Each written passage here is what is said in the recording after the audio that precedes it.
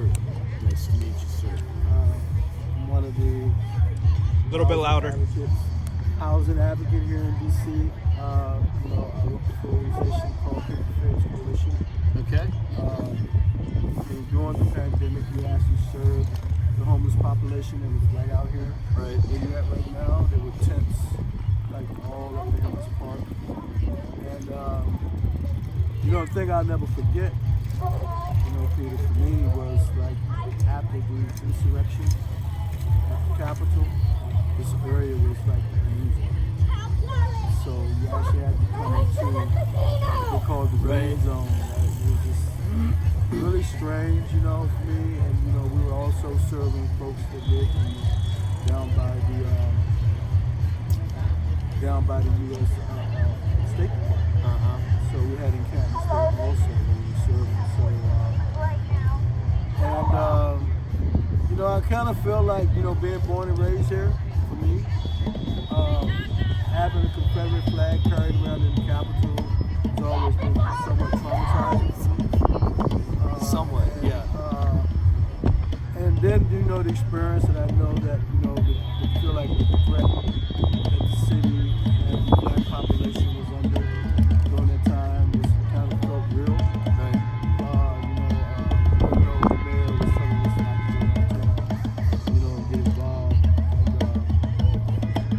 And I did, but I did still continue to come out here. Right.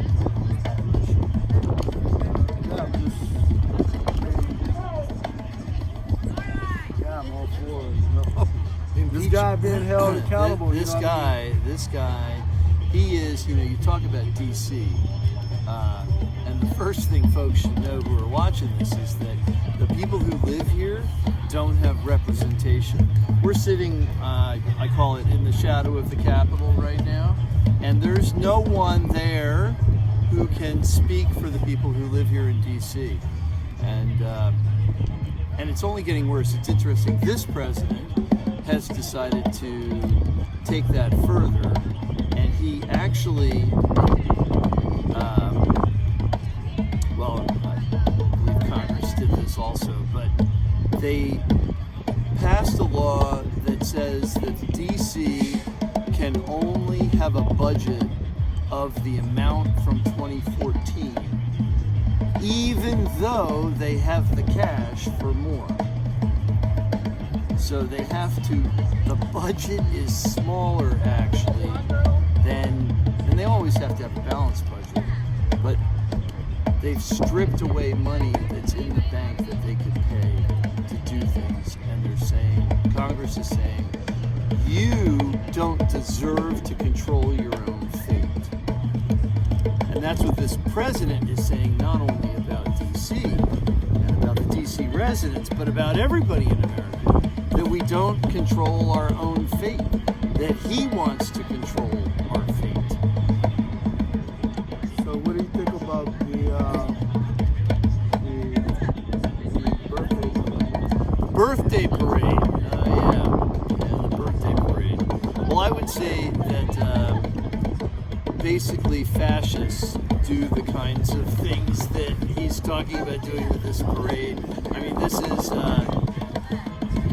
this is a Stalinistic kind of thing. Hitler. It's interesting. There's a clip that I saw. It was Eisenhower, and he was talking about how our culture, a big parade, a big military parade like that, is not appropriate. It's not what America is. That's not what we do. And we certainly don't do it as a self-serving president to ourselves, like this president. And the thing about that this president doesn't understand is that people who are part of the government generally have an attitude of service, or at least they used to. They had an attitude of service, that you are here because you are doing a job that is serving other people. I'm not going to get rich. I'm going to have an okay life. I'm going to get a retirement, although they're talking about reducing that for federal workers also. So, and people in the military, duty, a sense of duty and a sense of service. I do not believe that this president even knows how to spell duty and even knows what it means and knows what it means to serve and to help others. Yeah, you're not a veteran. I am a veteran. Are you serious? Yeah, That's I'm a veteran. My pleasure, actually. It was a good time. So, and it was not about. I mean, my time. I worked for the Coast Guard, and I did things like pollution protection, environmental protection, marine environmental protection.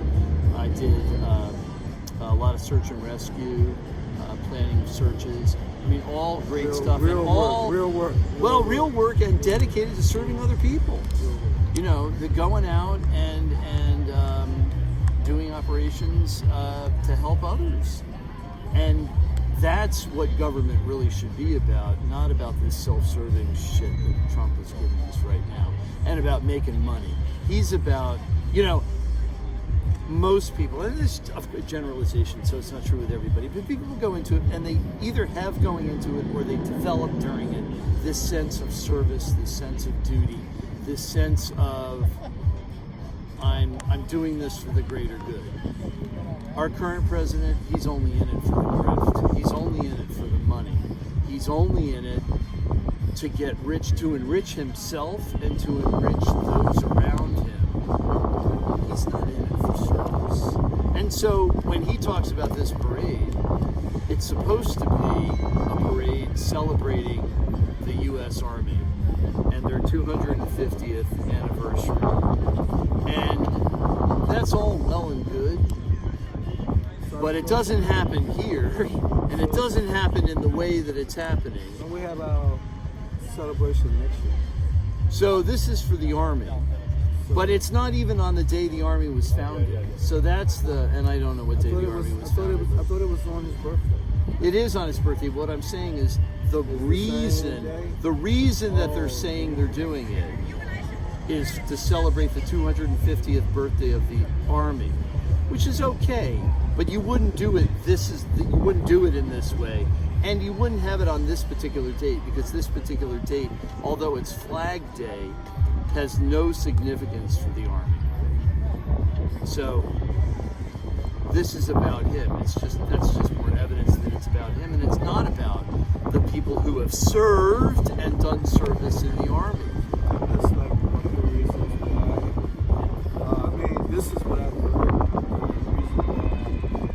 Specifically, homeless people in the District of Columbia are kind of like somewhat under threat now. Oh, I think they're definitely under threat. Because he wants to have this view that him and the mayor wants to have this view that there's no poverty here.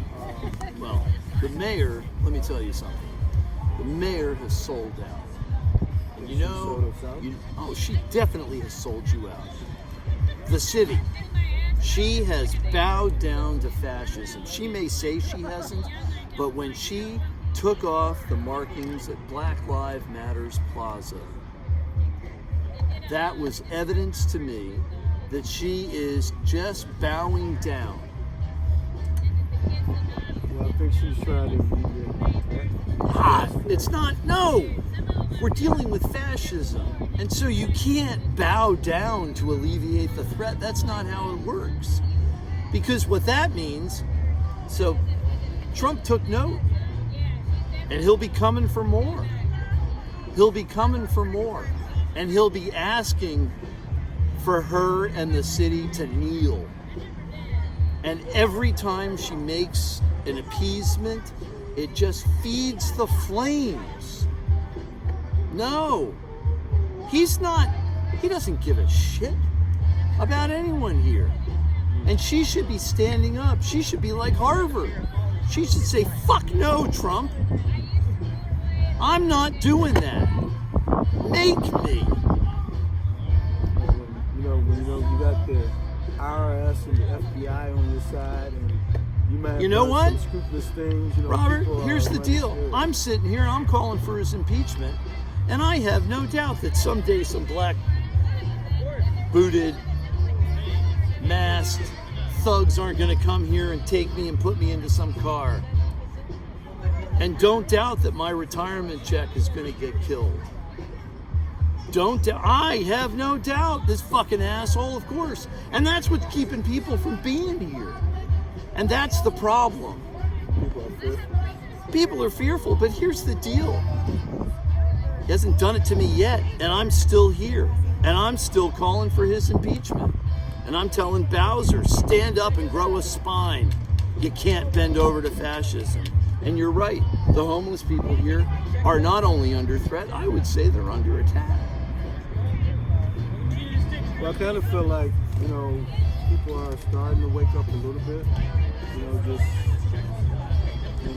We still feel like we're living in a bubble, but we're starting to wake up a little bit. I wonder some days, though, because, in April, how many protests did we have in D.C. that had over 50,000 people? There were a couple. We didn't have anything in May. We're doing nice work here. This is with 5051 DC, but it's not the crowds that I would hope with 5051. People are slacking off. I don't know. I'm worried. Because here's what I think, Robert. The only solution, in my mind, is impeach and remove. Hey, Jake. Yeah, we're doing interviews, but that's okay. Thank you for being here, sir. I appreciate it. What was your name? Robert. Robert? Nice to meet you. I'll leave it to you. Love you, Jake. So the Supreme Court tells us that the president is immune. And they say he's immune from all laws, rules, policies, regulations, norms, expectations, normative behaviors, everything. He's immune. But they go on to tell us what the solution is. And the solution is impeachment and removal. So they say he's immune, but if he really gets out of hand, and I think we're there, you can impeach and remove. Impeach and remove is the only solution. So I take them at their word, and I'm here. But it's only going to happen if we get thousands, tens of thousands of people here this summer, June. It's June 1st. By June 15th, we need 30,000 people here. So we're calling for a counter protest? No, here's what I'm calling for. I'm calling for that too. So about the birthday bash. Yeah, so we're going to have an event here. But what I'm talking about, if impeachment is really what we need to do, and I think it is, the only way it's going to happen is if there are tens of thousands of people here in D.C.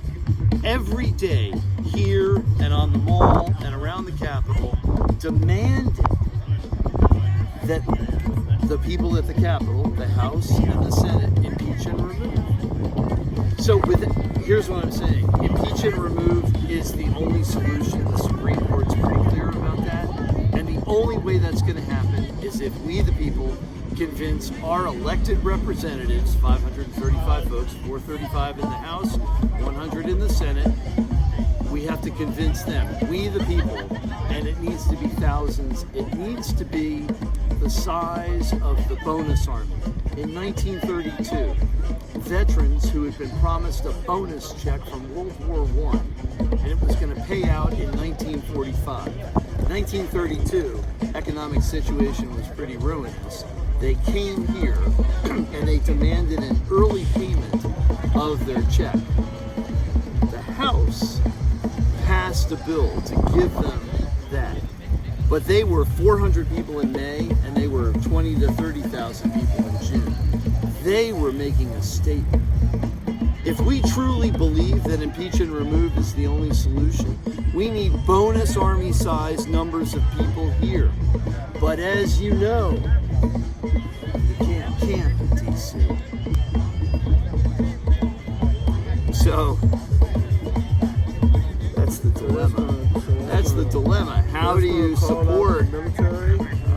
I don't know. I don't know how do we kind of like, because I mean, how do we do it? How do we do it? We've had some military people come out and speak out they have kind of been on break Yeah. now. Yeah. Specifically. So, Well, I don't know. I think we need 30,000 people here, and I think what we need, the DMV, Do we need to speak to veterans? we need to speak to veterans. We need to be speaking to everybody. Yes, sir. We need to be speaking to everybody. But here's the thing about the sleeping and getting 30,000 people here. Can we get our veterans to come out? I hope we How many veterans do you think? here in DC, I mean, in the DMV. in the DMV, 100,000 easily. Easily. I mean, how many? Sure, maybe more.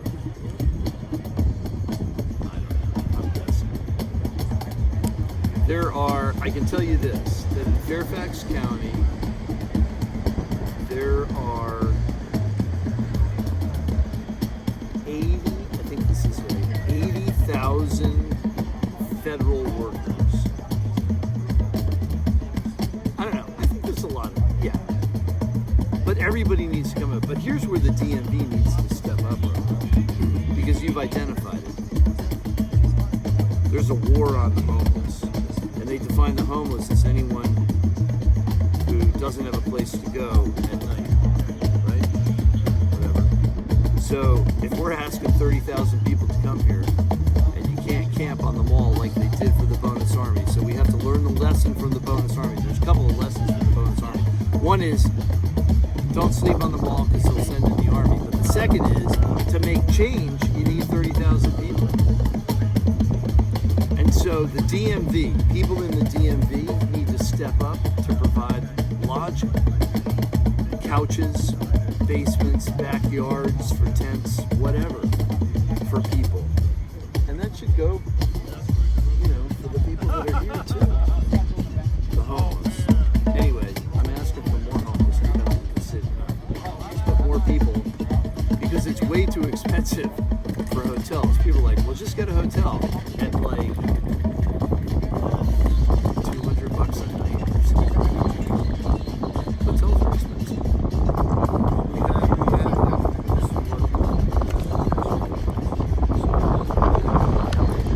There was housing during the COVID, but I mean,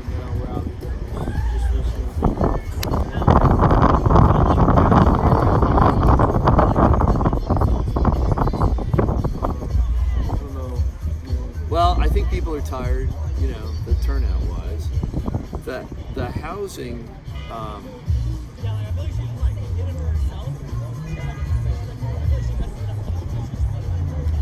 we know we can solve it. That's what pisses me off. We have the ability to solve the housing crisis, the homeless crisis, whatever you want to call it. We have the ability to do it. We have the ability to give health care to all. I mean, we have the ability to take care of community, and yet we choose not to. It is a moral decision. I also think that actually impeaching and removing the president is a moral and ethical decision, not a legal or a political one. I think it's a moral decision. I think there are a lot of things about America that have been and are immoral. Sure, slavery. We're built on immorality. I think I support the reparations movement. I kind of feel like there should be some realization to that. Well, you want to kind of like give people access to healthcare. You want to make sure people have access to housing. You want to make sure people have access to ways to start businesses. Right. But you talk about reparations. The slaves built the capital. So at the very least, we can give the people that are living here health care and a place to live. I mean, it's not. I don't think it's asking too much. Yeah, I think that's fair. I mean, particularly, it's not asking too much, particularly since right now they're talking about it's not asking too much, man. It is fair. And they could pay for it because how many trillions of dollars are they giving to like 10 billionaires, right? I think they're going to do it. I think Elon Musk has built this little like compact house Really? that I think he said he can do these for like 30,000. Sort of like he said he could save the government $1 billion. You know, so Self-driving cars, those are here too. Full self-driving cars. They're just next week. It's going to be just next week. Yeah. Elon Musk, he's a grifter. Yeah, I think there are. Yeah. so what's the organizing effort? So we're a one-trick pony. We're all about impeach and remove. So it's a big tent. There's a lot of people that want to impeach and remove, and so whatever the reason is that brings someone to us, tell your story and link it to impeach and remove. So homelessness would be one, for instance. LGBTQ, gender issues, abortion, taking people off the streets, immigration, due process. Big tent, because we're only focused on impeach and remove. And so then the question becomes, well, what happens after? And my answer is, man, I don't know. But we got to do this. So just as a veteran,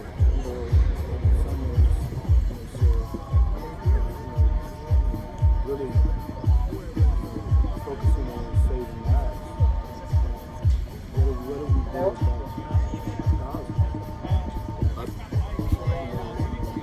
Moral I mean, and ethic, because we need to stop it. It's a genocide. folks are like, It's you know, clear. like last day prophecy type stuff, you know. So Well, see, so there's a group of people in this country that want it to burn there because they believe that it's the second coming.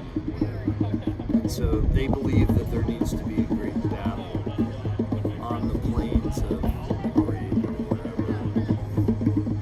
Here's what I say to them. Thank you everybody for being here today. Gaza. Yeah, Gaza's genocide. Plain and simple. Plain and simple. I mean, but how do we? well, I mean, I'm like, you know. how do we do something? I'm a believer, and I'm like, you know. Here's what I think. I mean, I think the people that believe, you know what I'm saying, Christians, Muslims, Jews, we need to have some type of So Robert, common ground, you know what I'm saying? I you know, like evil is evil, you know what I mean? evil is evil. Well, we the peacemakers are the children of God, you know, so. the Palestinian flag is not flying right now. Bye. Hope you had fun. We had the Palestinian flag the first couple of days. We were down in the mall.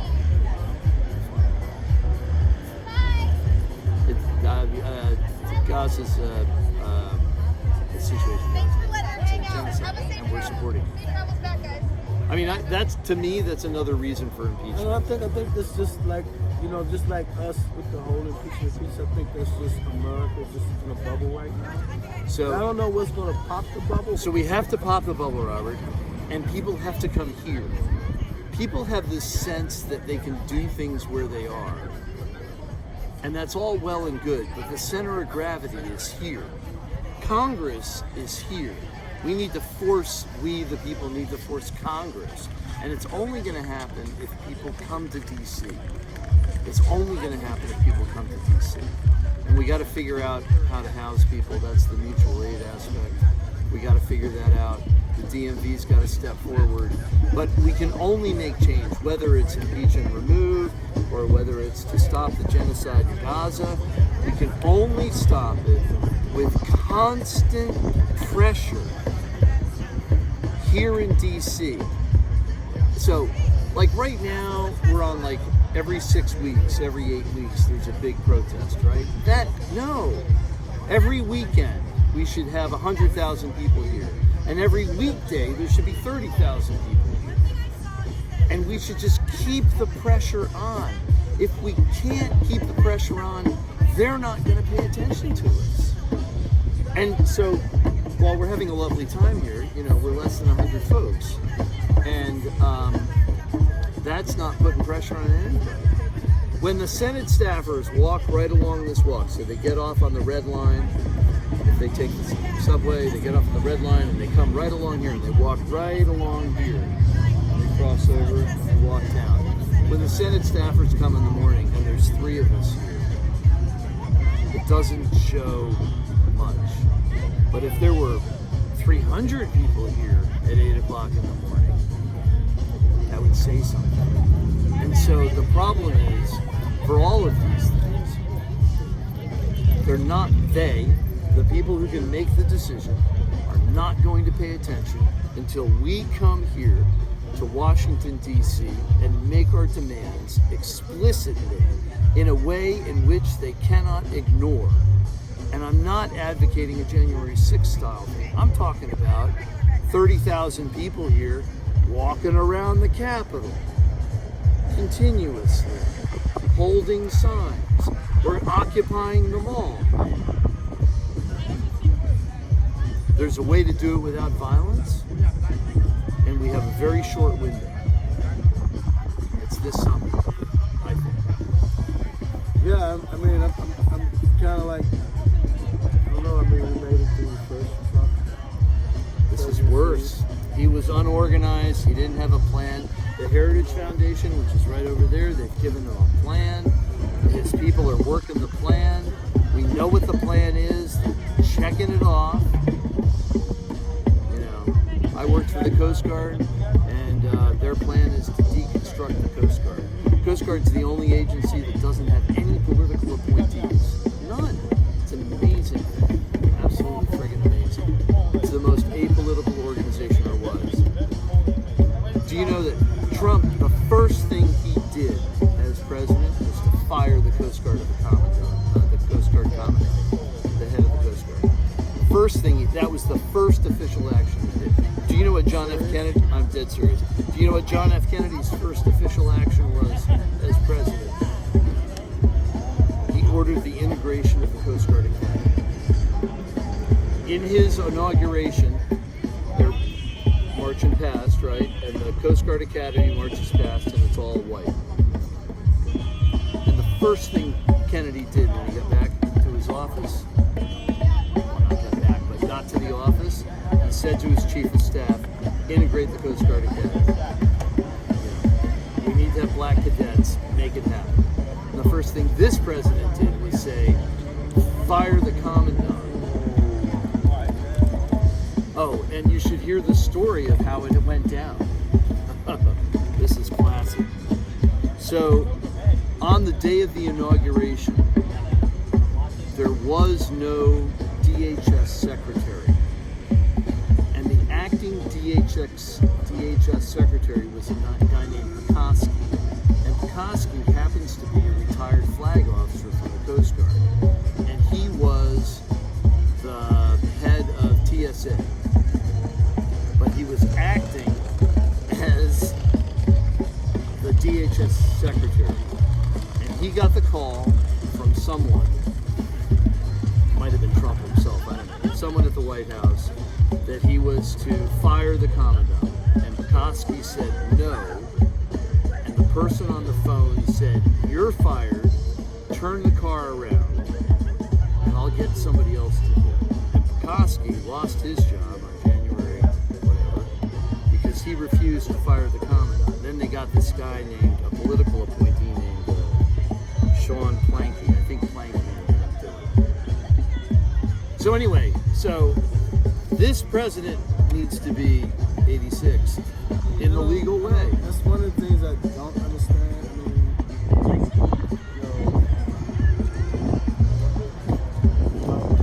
where we're at in America is we have like really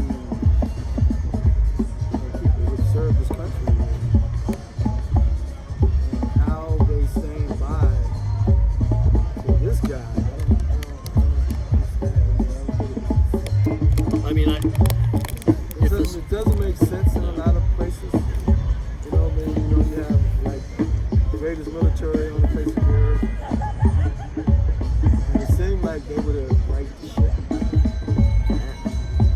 not their job. Their job is to follow lawful I orders. mean, when you have someone that's actually doing unlawful things, So far, you're not supposed to follow. yeah, you're right. But so far for the military, I don't know that he has. So I don't know either. I mean, I know I mean, he's. if you go to a foreign country and with the airplane thing. Yeah, but that wasn't the military. Oh, that's an emolument. No, I know. He demanded it. I mean, They gave it to me. No, they didn't. You asked for it. Doing like it's like he's breaking a lot of. Oh yeah, no, norms, but that's norms. That he is. Well, that's other people would have been. That's actually. way like gone. Well, yeah. Didn't I see Obama saying if I'd been doing this stuff? Taking the plane though is actually an emolument. So that's actually against the Constitution. Yeah, I mean, Plain and outright. why would he take a plane from another country Because he's an idiot. that they're building? He's an idiot. Would that be like a security? You would think, yes. That would be my first thought. So we got to stop him. Yeah. So and the only way I think is people need to come here to DC. I mean, it's the same thing, at other protests. For instance, the peace protests at the White House. You know, if there were 500 people there every day, it would make a difference. But I don't know that America understands that they can't sit at home and think that they're having any impact. Because you're not. I don't see it. It's not happening. The center of gravity is here. And that's where we need to put our energy. Right. Robert, let's do it. Thank you very much. Appreciate it. Did you serve in the Army?